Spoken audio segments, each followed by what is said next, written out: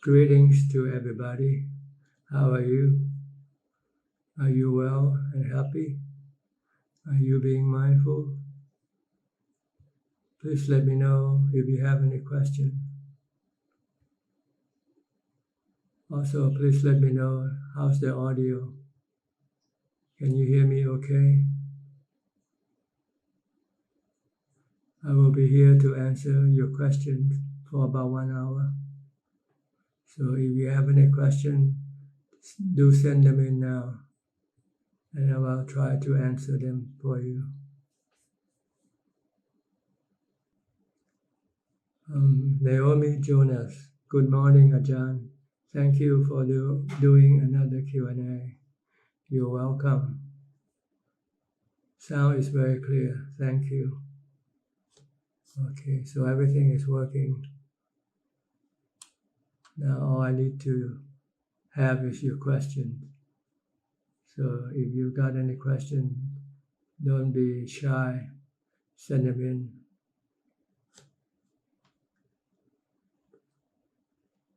Greeting to Nirosha.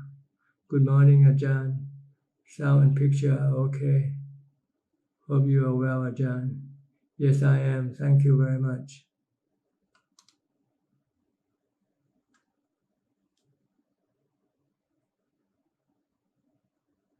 From Mawan Surjaman, Namasagara Ajahn. From Ong Apprentice, can hear clearly. From Anura Gamalat, good morning, Ajahn. How are you? Thank you, supporting our path. By the way, please let me know where you are coming from, just to get a clear picture of the audience, of the participant. How many far away are you? Here comes the first question from Deborah Jonas, Toronto. In the last Zoom meeting, you mentioned that humans can go to the bathroom in the woods like animals. Are there any rules to follow, as I wonder if I would be offending terrestrial devas if I went in the place they were living? Thank you. Oh, the devas, they don't live in this world, so there's nothing to worry about.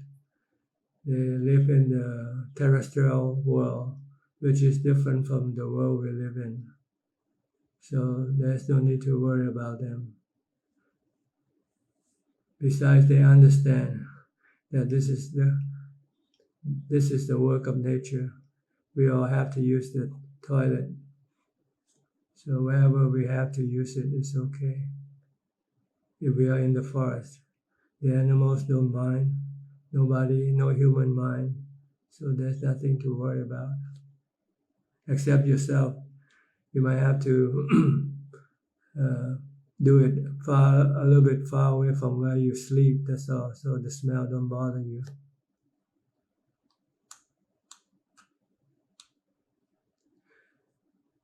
From Ahmed Zaki, good morning, Ajahn. Ahmed from Egypt, welcome to Thailand. From Darren Williams, Ajahn, I have been practicing Asubha on 32 parts of the body, as you advised, but I am unsure about how the counterpart, sai, nimitta, is supposed to arise for the first jhana. Can you please elaborate on this so I have no more doubts? I think the counterpart, sai, has to be created by yourself. First you look at the organs, the 32 parts, then you visualize it to break down, to transform into the 4 elements. Eventually the body will decompose and the 4 elements will separate from each other. First goes the wind element when you stop breathing. then followed by the fire element. The body becomes cold, and then followed by the water element. All the fluid in the body will eventually dried up, and all you have left is the earth element, like the skeleton and the skin.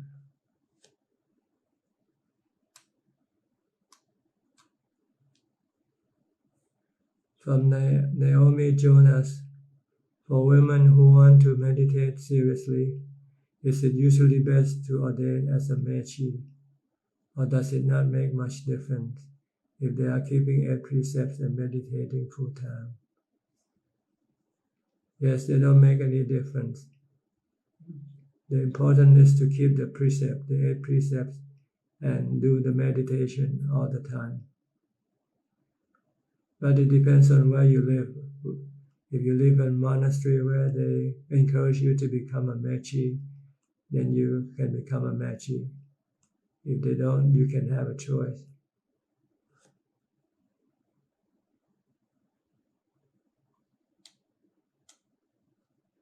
From Kenneth Hunt, good evening, Ajahn. Your sound is clear, thank you.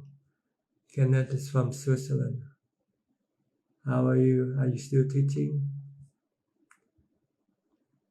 Now you have to do remote teaching, right? From Ben Moratti, good morning, Ajahn from Australia. How are you? Thank you for joining us. From Manura, sorry, I am from New Zealand. Welcome to our meeting. Here's another question. This one from Jonathan E. Piscor, Eastern USA. Question number 1. Thank you for the gift of the Dhamma. I am wondering if you can give a teaching on dependent origination. I don't understand how ignorance can exist prior to formation. Doesn't ignorance exist as a fault in the Namakanda? And how ignorance can exist prior to consciousness, before any consciousness existed in the universe? Was there ignorance? How does consciousness arise from formation? I think what makes things confused is because of the translation of the word vijnana as consciousness. With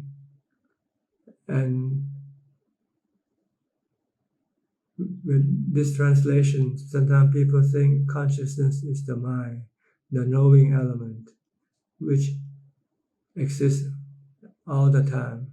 It's not created nor destroyed. This knowing element, which is different from the consciousness of vijnana in the dependent origination. This consciousness of vijnana in the dependent origination is the namakanda, one of the 4 namakanda, the awareness of the sensual objects. There are 5 vijnanas that is attached to the sensual organs, such as the eyes, ears, nose, tongue, and body.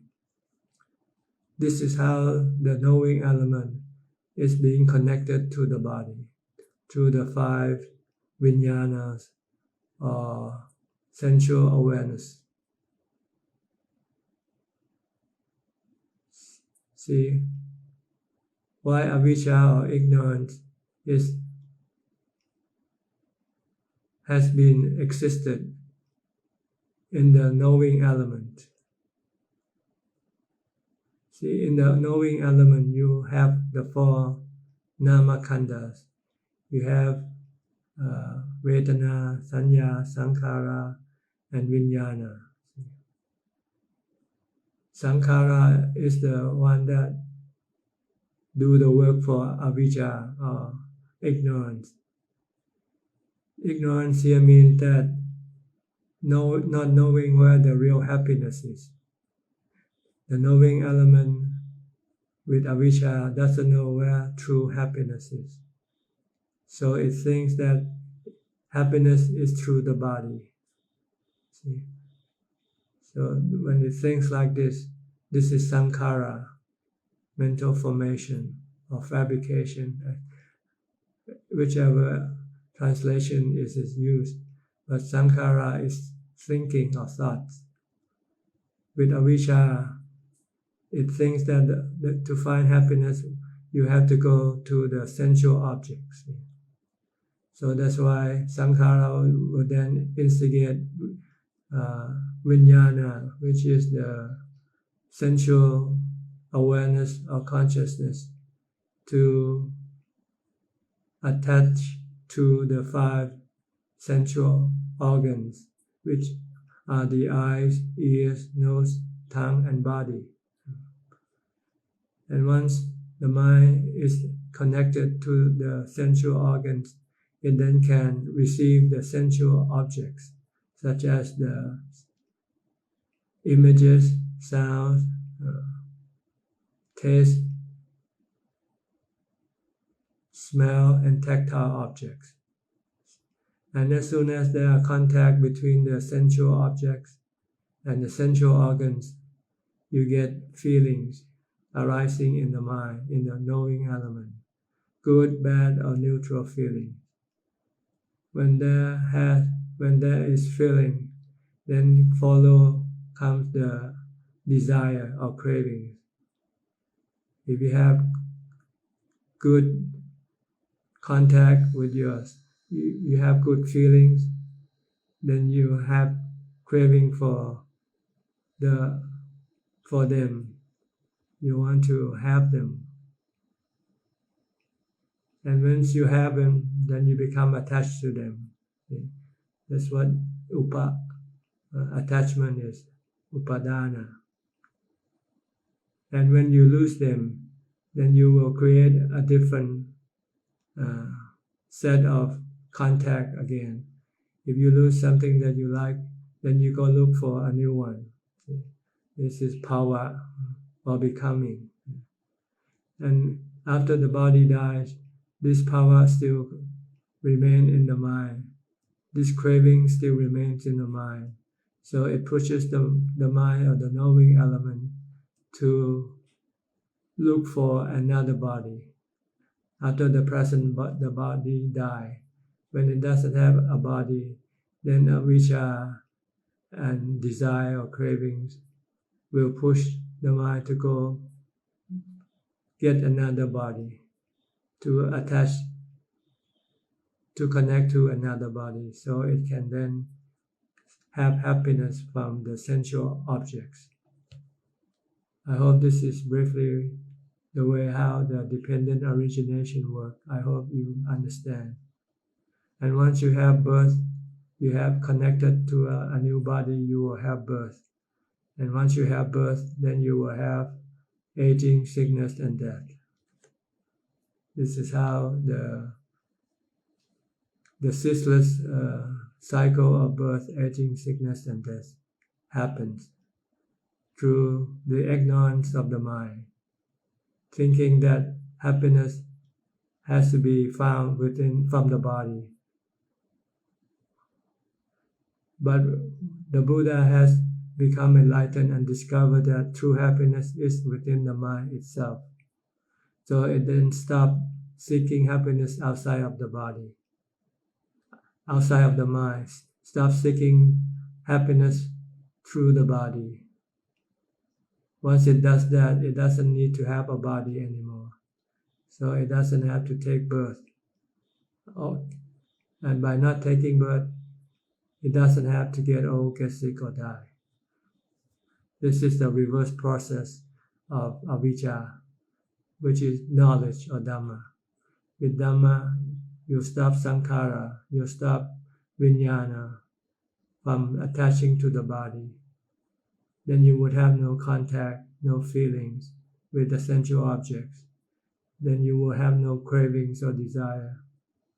Then you will have no becoming and no rebirth, no aging, sickness, and death. I hope this will answer your question, more or less. From Ben Moratti, found you please provide instructions on meditating using Bhutto. If you meditate, if you sit down, close your eyes, just keep reciting Bhutto mentally, if you can. You don't need to look at the breath. If you use Bhutto, just focus on the word Bhutto in your mind to prevent your mind from thinking about other things.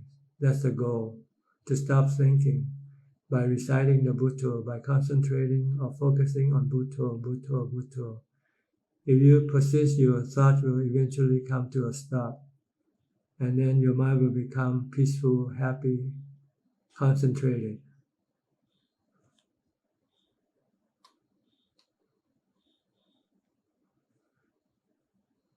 Question number 2 from Jonathan E. Piscor. A while ago, when answering a question, you mentioned the art of dealing with people. Can you give a teaching on this skill? What should be done in this regard? What should be avoided? I am about to begin working again. What can the Dhamma teach us about handling our worldly responsibilities skillfully? Well, basically, when we have to deal with people, the Buddha said we should use the 4 Brahma Vihara, which is Metta, Karuna, Mudita, Upekkha.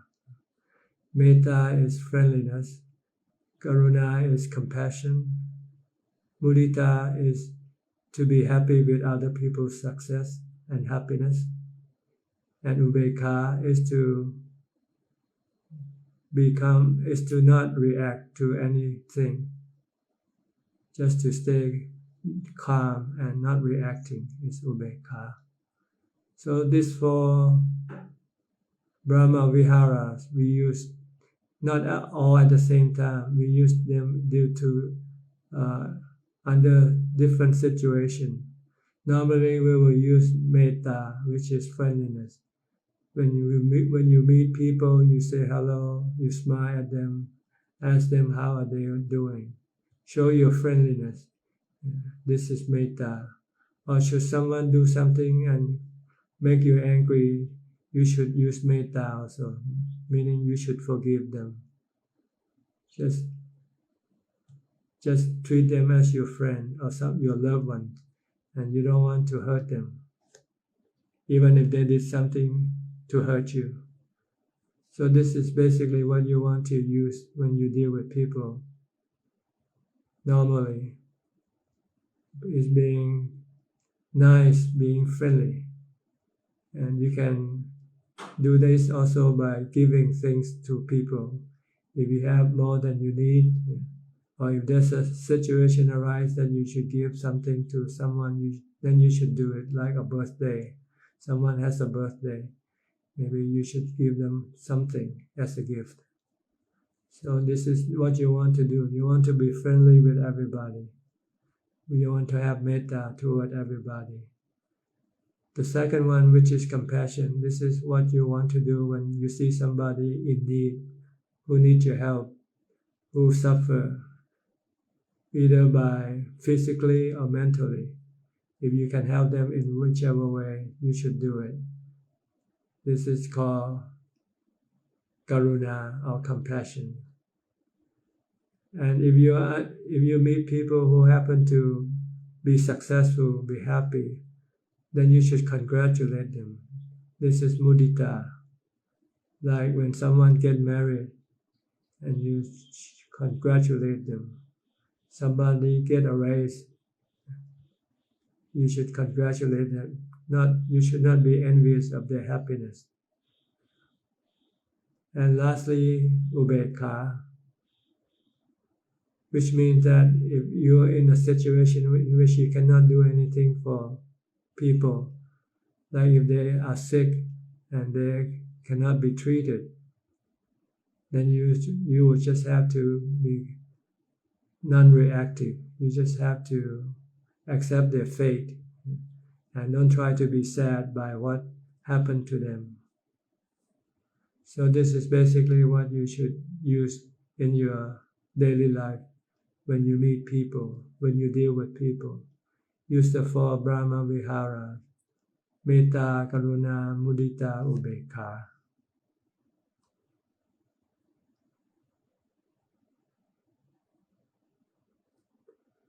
From Ahmed Zaki: when we take refuge in the Buddha, does it mean to take refuge in the historical Buddha or to take refuge in the one who knows? No, when we take refuge, it means we take the Buddha, the Dhamma, the Sangha as our teacher. That's what the refuge means. We seek their advice and nobody else's advice. If their advice, if other people's advice conflict with the Buddha's advice, then we should not listen to them. We should only listen to the Buddha, Dhamma, and Sangha as our teacher.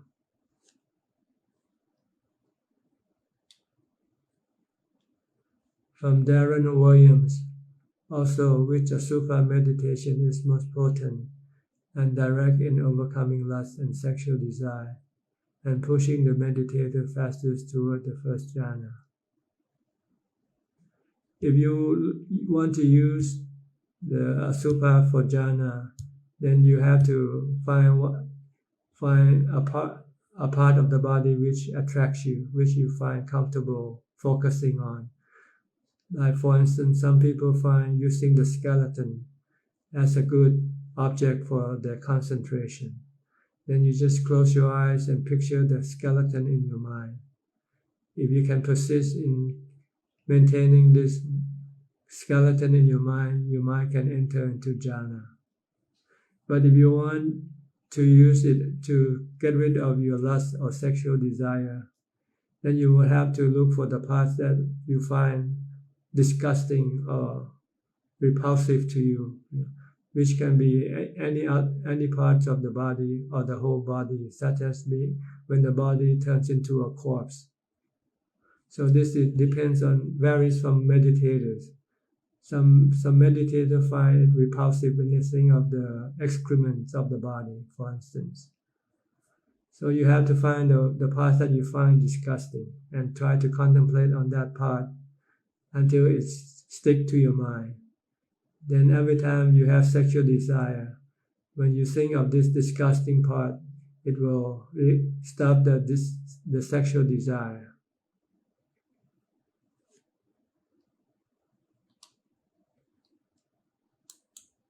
What do you think about skeleton meditation as a replacement for the 32 parts meditation?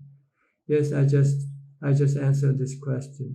You can use the skeleton instead of the 32 parts.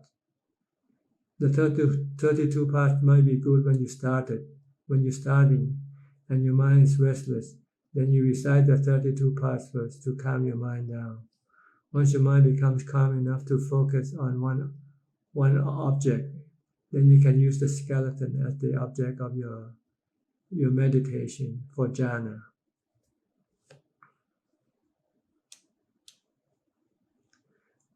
Hello, Satyaku. Greetings, Ajahn. Thank you so much for Ajah's continuous energy and dedicated efforts of thoughts and words of wisdom when imparting Ajah's knowledge and insight through your many Dhamma talks and Dhamma postings. Listening and reading them rejuvenate and inspire my practice. You're welcome. Happy to hear from you. And thank you for coordinating the donation for the school.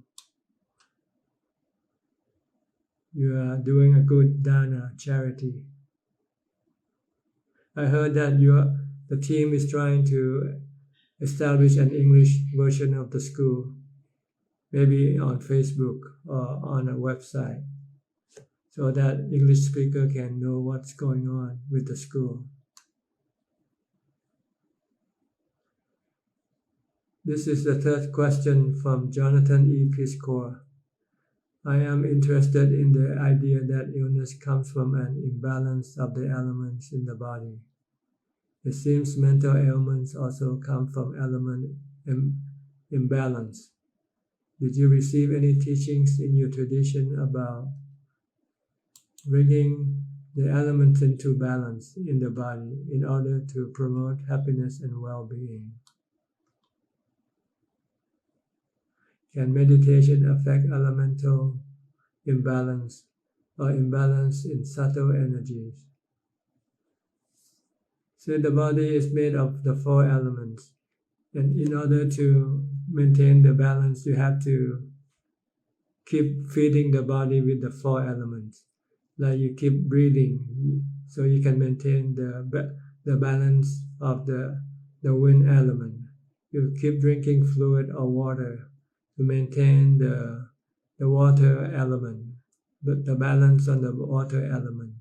You keep taking in solid food to maintain the earth element, and you keep your body warm in order to maintain the fire element.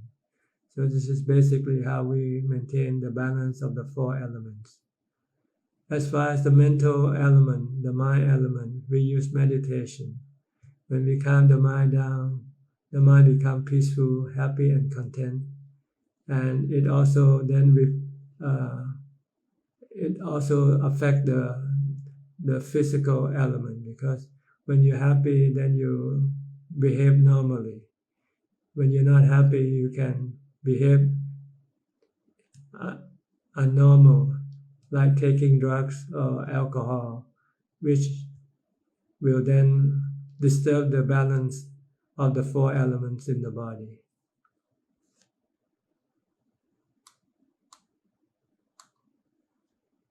Question from Darren Williams on Anapanasati. Which method have you found to be most relaxing and most efficient when guiding meditators? I have been practicing Anapana as my primary meditation, and I have yet to make it past the first tetrad in terms of concentration, collectedness. You just keep focusing on your breath. Don't worry about the progress of your meditation. Just keep watching your breath coming in and going out at one point, at the tip of your nose, and try not to analyze how are you progressing when you're meditating. This will stop you from going further. So all you need to do is just keep focusing on the tip of the nose, on your breath, at the tip of your nose. Whether it comes in or it goes out, don't follow the breath in or don't follow the breath out. Just keep watching or focusing on the point of contact where the wind contacts the body at the tip of the nose. And if you proceed on watching, on focusing, your mind will become calmer, and eventually it will become fully calm and concentrated.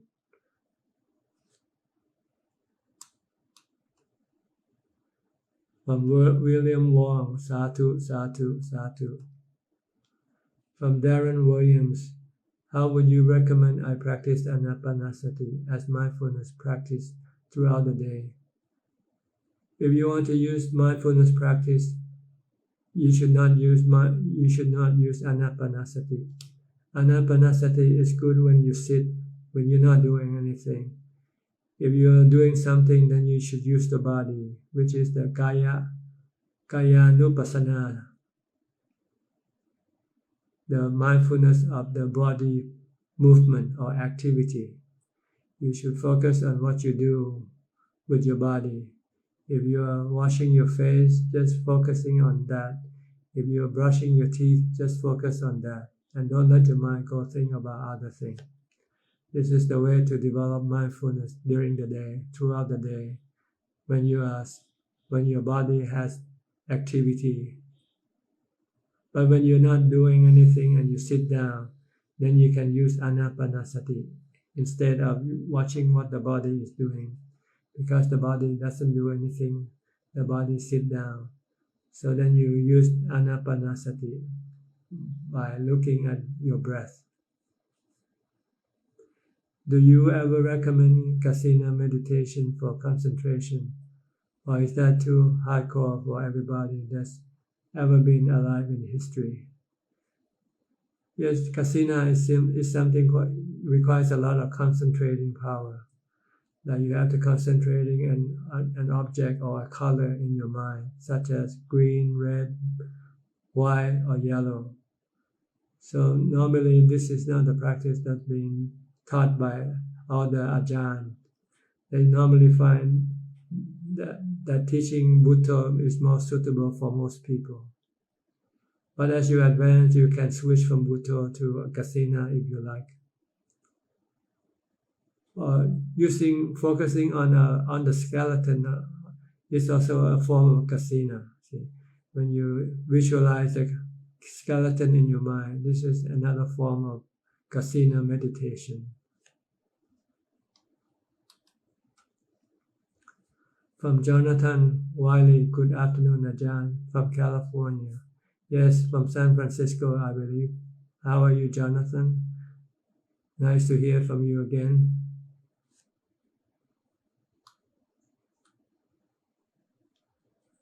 From Satyaku, dear Ajahn, question number 1, are there knowing, for example, of emotional states, such as delightful or pain, etc., which are part of the 5 khandhas, which are impermanent?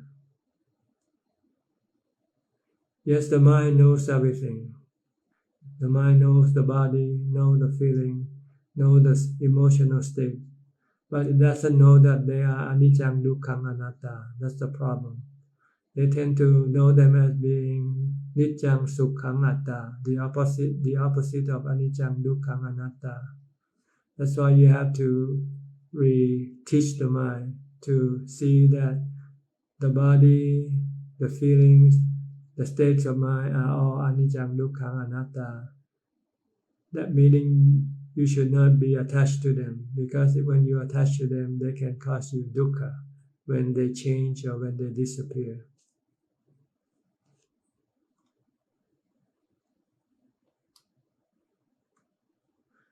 Then is there the quality of knowing from the pure awareness, which is transcendent or not part of the 5 khandhas.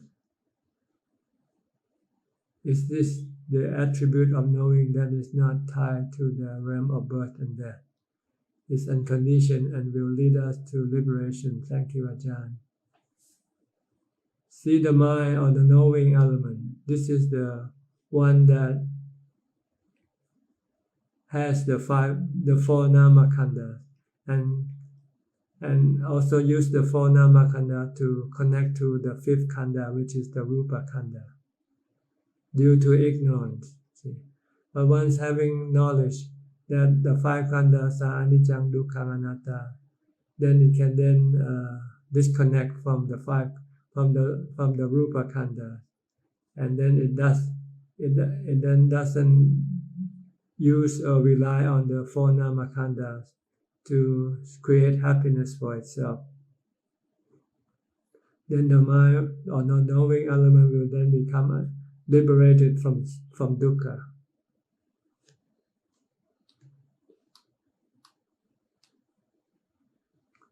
From Lai Leong Land, Sadhu, Sadhu, Sadhu. From Kenneth Hunt, yes, Ajahn, still teaching remotely. It will be like this for quite a while. Could Ajahn please elaborate on the origin of kilesas? Do they arise from within the citta? There is no origin of the kilesa. The Buddha tried to trace back the origin and he couldn't find the starting point. It seems to be ever there with avijja. Avijja is the one that creates kilesas. Avijja, which is ignorance, not knowing that where the true happiness is. So not knowing this then create craving, desire for things to make it happy. And when it cannot get what it wants, it becomes angry. So this is where kilesa come from ignorance. But there is no origin for ignorance. Where where or when it starts. It's always been there all the time in the mind of every sentient being.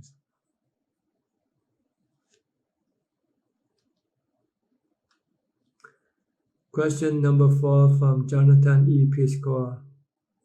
You have talked about using vipassana as a painkiller rather than medicine. Can you give a teaching with details on how to do this with acute pain? I find that acute pain overwhelms our ability to apply mindfulness to it. Before you can use vipassana as a painkiller, you need to use mindfulness as a painkiller first. By using mindfulness, when you have painful feelings, you keep reciting a mantra to stop your mind from thinking about the pain and from having the desire to get rid of the pain. Once you can stop this desire, then the mental pain will disappear. What is more painful is not the physical pain, it's the mental pain. Once you can get rid of the mental pain, then you find the physical pain bearable. You can live with the physical pain. So you have to stop your mind from desiring to get rid of the physical pain. When your mind stops and it becomes calm, peaceful, and happy, then it can live with the physical pain.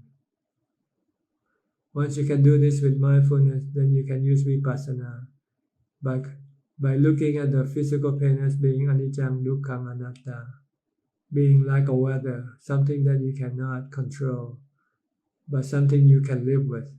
We cannot control the weather, but we can live with the weather. If we don't try to change the weather, then we won't have any dukkha or suffering in the mind. So if we don't try to manage or we don't try to get rid of the pain, the physical pain, because we cannot. If you can get rid of the physical pain, do it. But if you cannot, then you should just try to adapt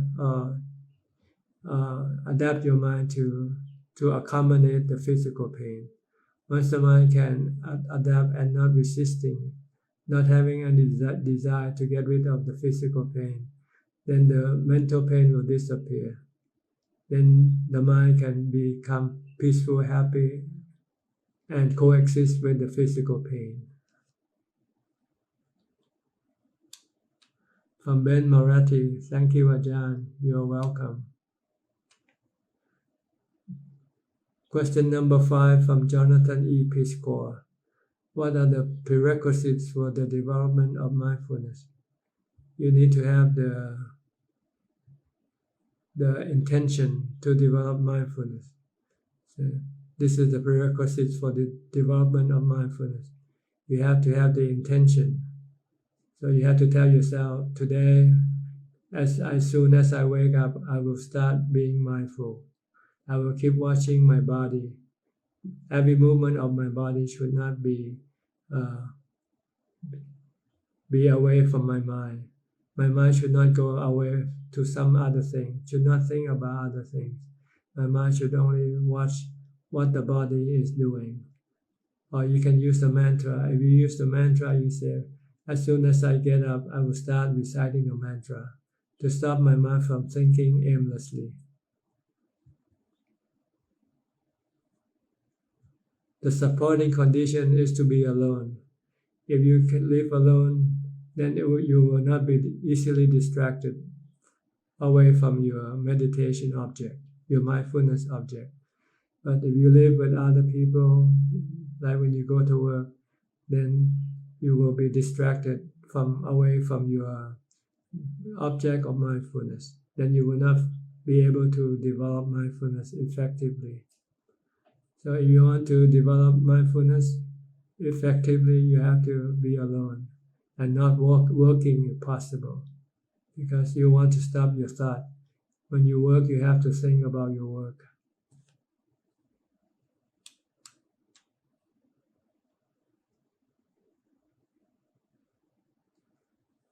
From Satyaku, dear Ajahn, as humans, at least we have a choice of practicing sila, dana, and bhavana, or we can try to encourage ourselves, family and friends to do so.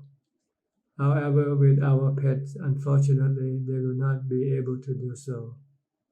Although my cat indirectly practiced the 5 precepts as they don't kill, we take precaution to avoid them from killing. Don't steal and the remainder of the precepts. I include them when I share my blessings and merits with all beings. What can I do at least to try to help them in their rebirth so they may have opportunities to take refuge in the Buddha, Dhamma, and Sangha, besides trying to help myself? Thank you, Ajahn. Well, what you have done so far is what you can do, is the most you can do. Try to prevent them from breaking the 5 precepts so they don't commit more bad karma, which will then force them to take more rebirth as an animal. So they just have to let their bad karma expire by taking birth as animal, and then eventually they will then take birth as a human being.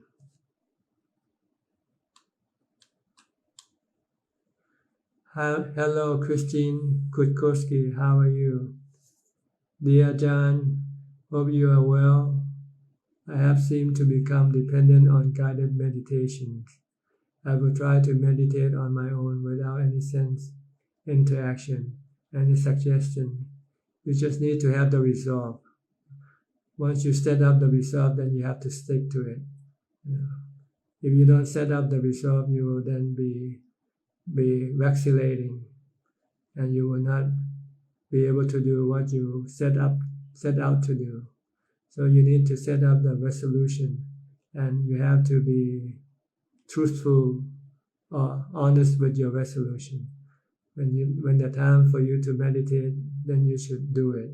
First, you set up the time for meditation, and when the time comes for meditation, then you will have to put everything away, regardless of whatever work that you might have to do. Once you set up the resolution, then you must not break it. You must stick to your resolution. Then you can proceed and advance in your practice this way.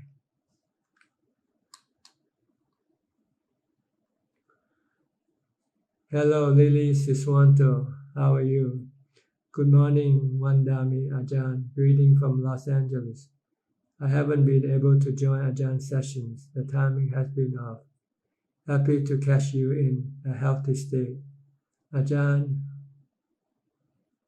I have a curiosity question. In Tibet, there is a tradition to look for the reincarnated birth of the previous spiritual teachers. Does it mean those teachers have not reached enlightenment? They haven't reached full enlightenment yet. They might have reached the first or second level of enlightenment, which is the Asotapanna or Asakidagami, because these 2 stages of enlightenment will force them to still take a human rebirth. But once they have reached the 3rd and 4th, they will not be reborn in the human realm anymore.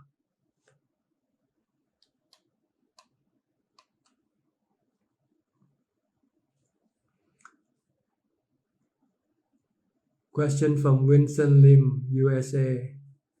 How do you deal with feelings of fear and distress that arise from living alone and away from not only loved ones, but also from other beings when you're isolated and living in seclusion? You have to learn to stop your thoughts. When you become lonely or fearful, then you should recite a mantra. Or if you can, sit down and watch your breath to stop your mind from thinking about things that make you feel fearful or distressed. So you need to have mindfulness to stop these feelings of fear and distress. They arise from your thought, thinking about the situation that you are in, and your desire to get away from this situation, which causes you to have fear and distress. But if you can stop these thoughts by meditating, by developing mindfulness, by reciting a mantra, or sit and watch your breath, and when the mind becomes calm, then this fear and distress will disappear.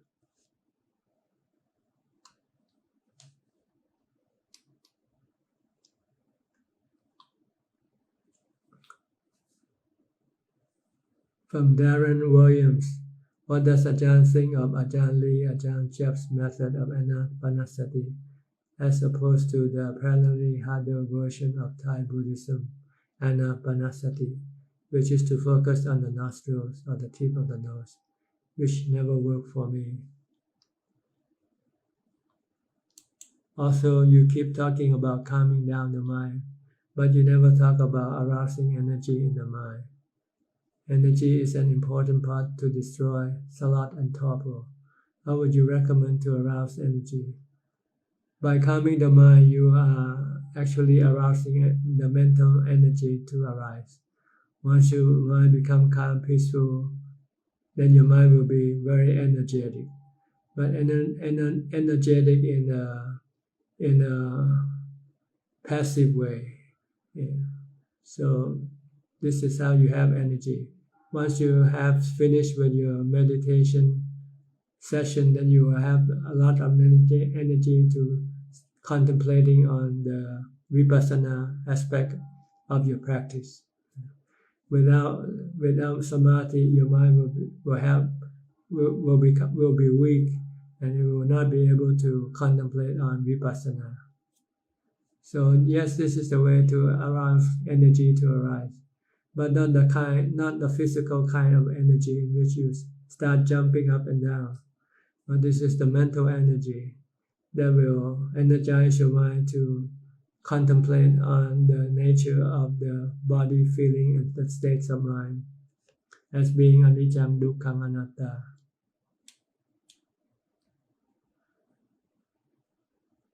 Hello, Dhamma Path.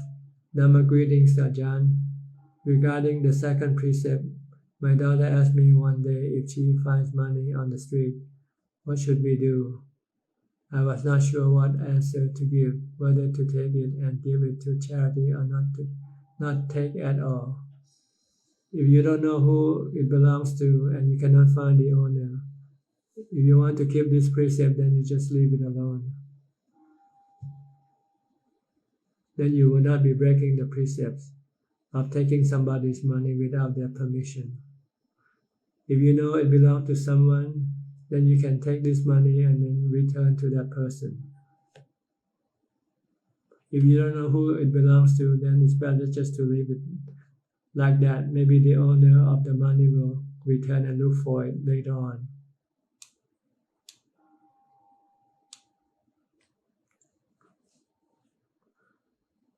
From Darren Williams, what does Ajahn think of Ajahn Lee? I think I have answered this question. Well, basically, I don't know Ajahn Lee's teaching, so I cannot comment on this.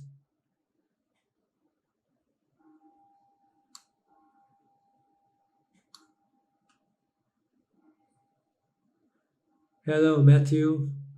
How are you? Good afternoon from Washington, D.C. Glad to hear from you again. Hope you are well. Question from Kevin Lee, Penang, Malaysia. I was meditating using Bhutto until a point where I felt fairly calm and concentrated. Then the mind started generating stories continuously. That's because you stop reciting Bhutto. See? When you find the mind becomes calm, but not fully concentrated and can still think, then you should not stop reciting the mantra, Bhutto, Bhutto.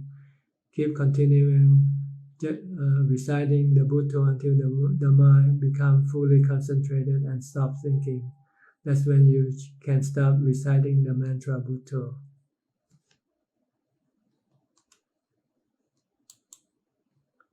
So you have to keep on reciting Bhutto, Bhutto, even if the mind feels calm, fairly calm and concentrated, but not fully yet. You have to do it until you become fully concentrated and all the thoughts disappear. Then you can stop reciting the mantra Bhutto, Bhutto.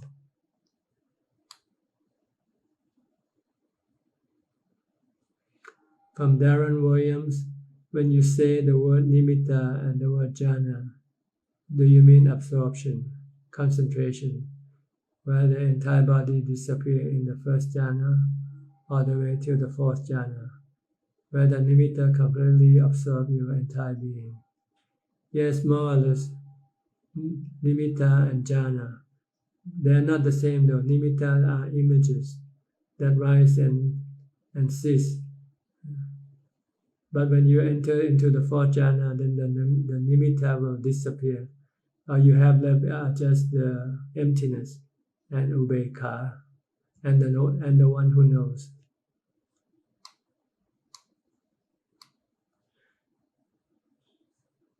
Hi, Phoebe sang, dear Venerable Ajahn, I am still struggling with fixing attention on the meditation object.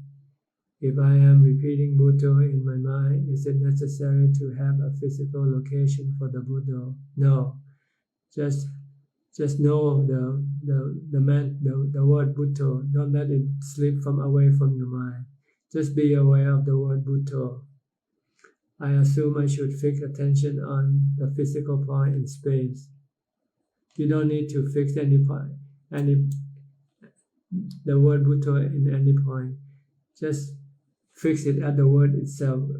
Fix at the word Buddha, Buddha, Buddha.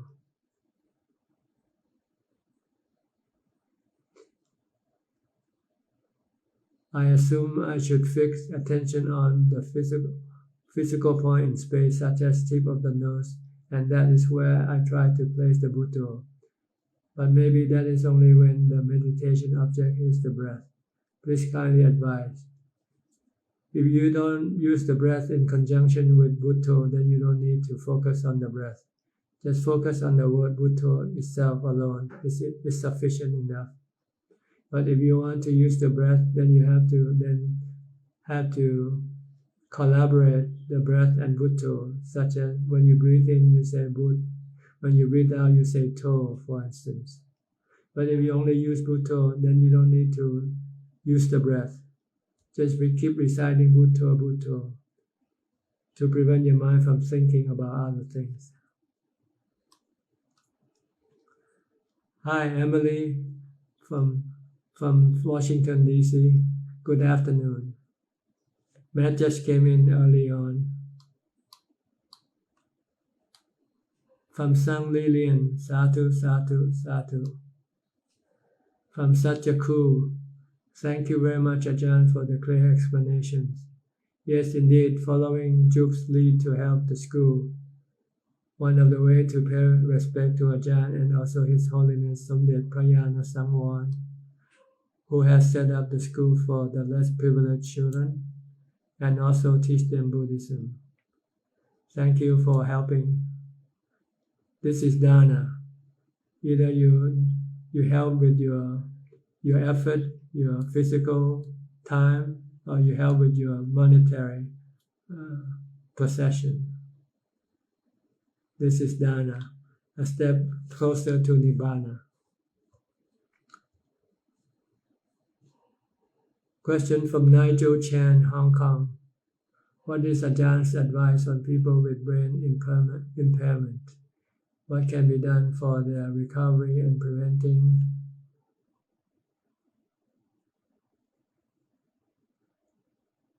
prevent sinking?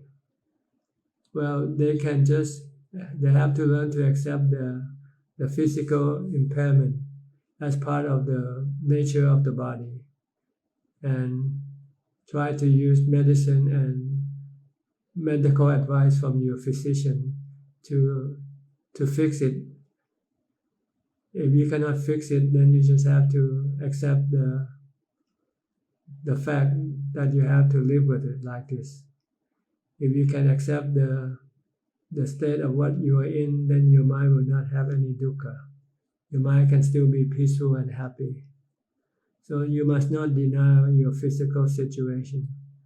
Treat it if you can. If you cannot treat it, then you just have to accept and learn to live with it. Then your mind will not be suffering. From Jane Lee, morning Ajahn, I am from Melbourne. Want to ask Ajahn, what is meaning citta? Thank you. Citta means the mind or the heart. It is the knowing element, the one that connects to the body. We have the body and we have the mind. These are two separate entities. The body is physical, while the mind or the knowing element, the citta, is a mental.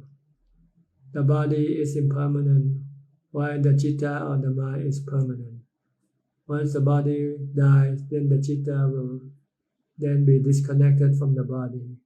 And due to its cravings for happiness from using the body, it will then go look for a new body to reconnect. And that's when you have rebirth. After your body dies, your mind will go on and look for a new body. When it gets a new body, then you have rebirth. This life you are born as an Australian, next life you might be born as a Martian or in a different planet even, of a different nationality.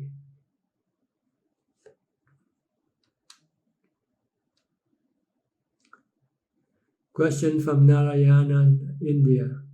How do I know whether I have reached the stream entry or I haven't? You will know, because once you have reached, you will not have any fear of death, fear of aging, or fear of sickness or painful feeling of the body. You will be able to accommodate, embrace them happily. Okay, we have about 3 minutes left before we reach the 1 hour mark. And I think there's still quite a few questions that haven't yet been answered. So if you haven't started typing your question, I think I would have to ask you to stop, because I don't think I will be able to answer them. Do it. You have to wait for the next session again when I come back. From Darren Williams, I will try practicing Asubha on you, XD. That will take me directly into jhana. Okay, you just have to try it. Then you'll see what happens. From Dhamma Path, Ajahn, I have never practiced Asubha meditation before. Is it fine to practice it following the guided meditation instruction that's available on the YouTube? Asubha meditation is for the purpose of reducing your sexual desire or eliminating your sexual desire. If you feel that you need to reduce or eliminate your sexual desire, then you would have to do Asubha meditation. But if you're not yet ready to tackle this sexual desire, then you don't have to do Asubha meditation yet. From Phoebe Sang, thank you for explaining about using Bhutto. When I meditated today, I noticed sometimes the Bhutto was louder or softer. Sometimes it was in my ear. Other times it felt like it was filling my head. And even coming from outside, it felt very unstable and somewhat distracting. How should I handle this? You should disregard these feelings. Just concentrating on the word Bhutto alone. Doesn't matter where it seems to be coming from. Ignore this feeling. Just concentrate on the word Bhutto. Just keep reciting the word Bhutto, and then this distraction will eventually disappear. Hello, Checkling 10. I thought you were not joining us today. Greetings from Vancouver, dear Tanajan. I would like to ask about 10 precepts. If we keep the 8 precepts plus sleeping on the floor and not use money for that day, is that considered keeping the 10 precepts, or is it only for full-time practitioner?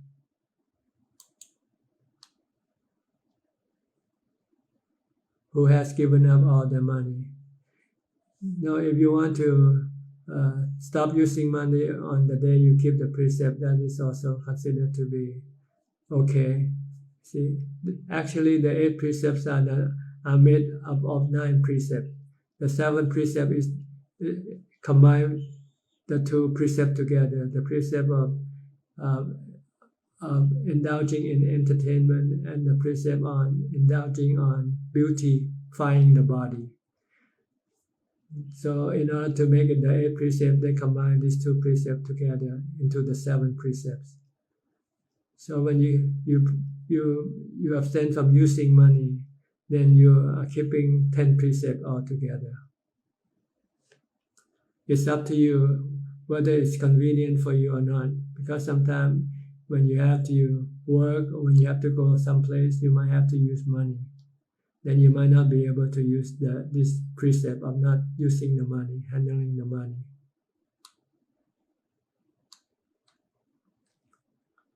Okay, we have reached 1 hour mark, so I have to ask you not to send in any more questions because there are still a few questions that haven't yet been answered. From Wan Vimon, Gab Namasagan Ajahn, Satu.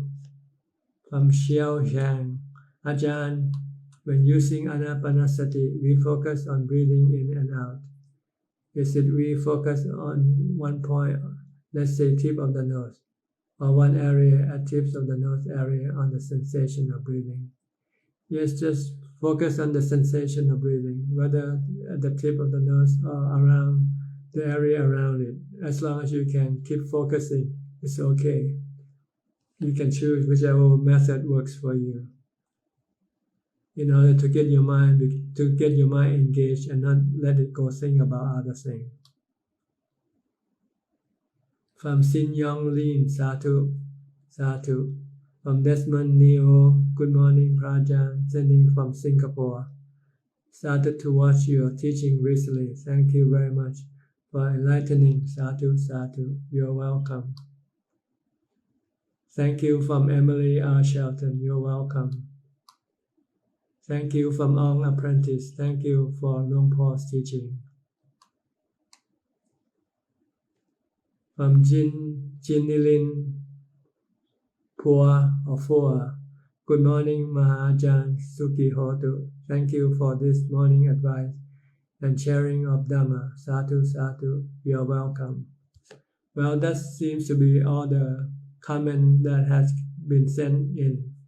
So I think this is about the right time for me to say goodbye to all of you. Thank you for joining and participating in this Dhamma discussion Q&A session. I hope it is of some benefit to you and help you advance in your practice. In the meantime, please stay healthy, stay safe and mindful.